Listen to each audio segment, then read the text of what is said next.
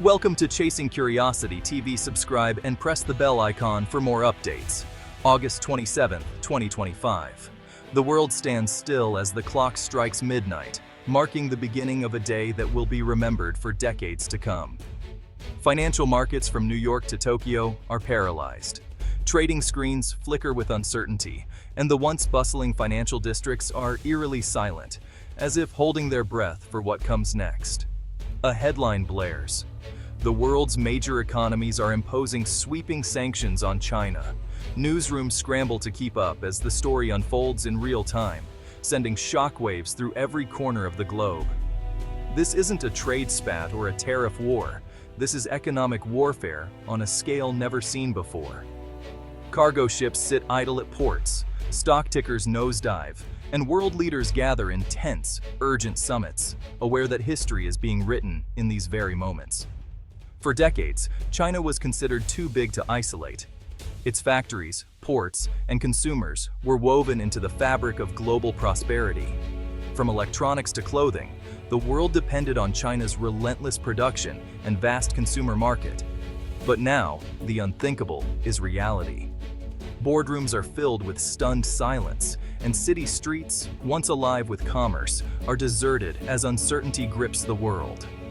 Leaders claim the move is a last resort, a response to escalating tensions that could no longer be ignored. They speak of security, of principles, and of a world order at risk. As the shock settles, one question echoes worldwide. What happens now?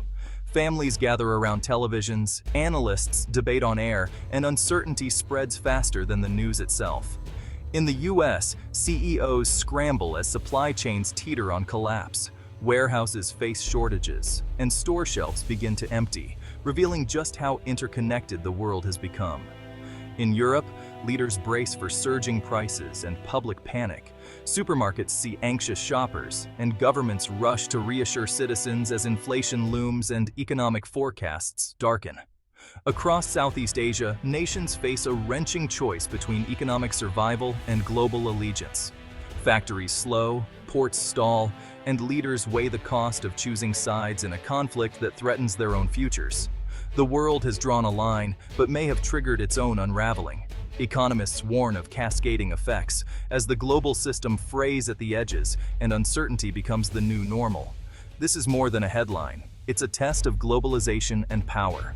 The decisions made now will shape the world's economic and political landscape for generations. Can the world cut off its largest manufacturing hub without self-destruction? The question lingers as factories grind to a halt and global supply chains unravel. Can China withstand this assault? Its leaders project confidence, but the challenge is immense, and the resilience of its people will be tested like never before. The world holds its breath, awaiting the first tremors of an economic earthquake. Every nation, every business, every family feels the tension as the future hangs in the balance. The future is uncertain, and the stakes have never been higher. As night falls, the world wonders, will this be the moment that redefines the global order forever? To truly grasp the scale of the current crisis, we must first understand China's centrality in the global economy. China is not just another player on the world stage. It is the very heart of countless international networks, connecting nations and industries in ways that are often invisible but absolutely vital. Over the past 4 decades, China has transformed itself into the world's manufacturing powerhouse. Its vast supply chains now reach every continent and touch nearly every industry, from electronics and automobiles to clothing and pharmaceuticals. The sheer scale of production in China is unmatched, and its efficiency has set new global standards. Major companies from the United States, Europe, and Japan have shifted their production lines to China, attracted by its massive workforce, advanced infrastructure, and cost advantages. This migration has made China the backbone of global commerce, with goods flowing in and out of its ports every hour of every day. Consider a smartphone. It might be designed in California, with components sourced from across Asia, but almost without exception, final assembly happens in China. This is true for countless products, from laptops to home appliances, making China the final link in the world's supply chain.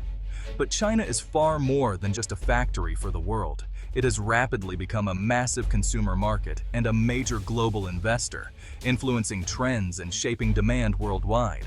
Today, Chinese consumers purchase more cars, luxury goods, and smartphones than any other nation on Earth.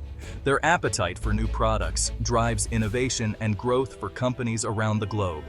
Through ambitious projects like the Belt and Road Initiative, and by holding significant amounts of U.S. debt, China has woven itself deeply into the fabric of the global financial system, extending its influence far beyond its borders. For ASEAN countries, China is now the top trading partner, fueling regional growth. For the United States, China is both a fierce competitor and a crucial customer, making their relationship complex and deeply interdependent. This intricate web of connections, once seen as a source of global strength and resilience, now reveals itself as a potential point of catastrophic vulnerability. If China were to be severed from the global economy, every link in this vast chain would be shaken, causing disruptions that would ripple across industries and continents. The world's prosperity is more deeply entangled with China than most people ever realized. As events unfold, the true extent of this interdependence is becoming impossible to ignore. China's economic fortress is formidable. State control lets Beijing direct resources and cushion shocks. Its vast domestic market can absorb some losses, and its dual circulation strategy aims for self-reliance. But beneath the surface, vulnerabilities loom. China still depends on foreign technology, especially in semiconductors and advanced industries. Sanctions targeting these sectors could cripple its ambitions. China's reliance on global trade routes and the US dollar exposes it to financial and logistical risks. For all its might, China's economy is still deeply tied to a system it cannot fully control. Sanctions have long been a go-to tool in international politics. Just look at the recent histories of Iran and Russia for powerful examples of their impact. Iran's economy was devastated after being cut off from global finance. Its currency, the rial, collapsed in value, and everyday life was marked by widespread shortages of basic goods, from food to medicine.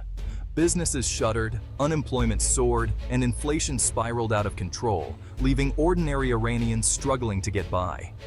Russia, after its invasion of Ukraine, faced an unprecedented barrage of sanctions.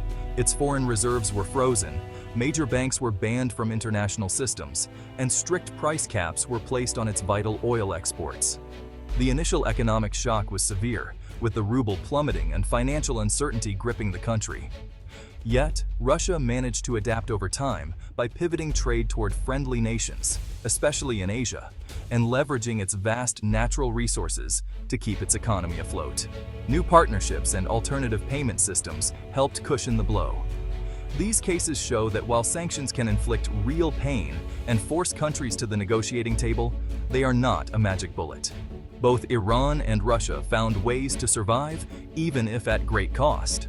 Large, resource-rich countries with powerful allies can build surprising resilience, finding new markets and workarounds to keep their economies running, even under intense pressure. For China, the world's second-largest economy and a central player in global trade, the effects of sweeping sanctions would be even more complex and unpredictable, rippling across continents and industries. Sanctions could certainly hobble key industries, disrupt supply chains, and slow economic growth. But a total collapse of China's vast economy is unlikely given its resources and global connections. Ultimately, the outcome would depend on China's ability to adapt quickly, and on the world's willingness to bear the economic and political costs of such a confrontation. The stakes in any sanctions campaign against China would be far higher than anything the world has seen before, with consequences that could reshape the global economy for years to come. Sanctioning China isn't like targeting a small nation, it's a global shockwave. Western consumers would see prices soar as cheap Chinese goods vanish. Inflation would hit hard, sparking public anger and political turmoil. Multinational corporations would lose both factories and markets overnight, triggering layoffs and stock crashes. Supply chains would shatter, causing shortages and bankruptcies worldwide. China could retaliate by dumping US debt, destabilizing global credit and the dollar. Financial markets would reel, and the economic pain would be mutual. Every move risks a devastating counterattack. The world's economies are so intertwined that hurting China means hurting everyone. Sanctions on China would be a self-inflicted wound for the global system. No one escapes unscathed. The economic war would have no winners, only survivors. Nowhere would the shock be felt more than in Southeast Asia. ASEAN nations, including the Philippines, rely on China for trade, investment, and growth. A sudden break would mean job losses, stalled projects, and economic turmoil. The Philippines faces a dilemma: join sanctions and risk economic ruin, or defy them and face Western penalties. ASEAN unity would fracture as countries scramble to protect their interests. For millions, this isn't a distant superpower clash. It's an immediate crisis threatening decades of progress. The region would be forced to choose between survival and allegiance. Sanctions may seem bloodless, but their impact is brutally real. In China, millions could lose jobs overnight, triggering social unrest or a surge in nationalism. Economic pain could make governments more aggressive, not less. In sanctioning countries, inflation and layoffs would erode public support and political stability. Ordinary people on both sides would bear the brunt: lost savings, disrupted lives, and uncertain futures. Economic warfare blurs the line between combatants and civilians. The cost is measured in shattered livelihoods, not just lost profits. Imagine made in China vanishing overnight. Global manufacturing would seize up, factories and ports would go dark, scarcity would drive prices sky high for electronics, clothing, and more. Commodity exporters would suffer as China's demand evaporates.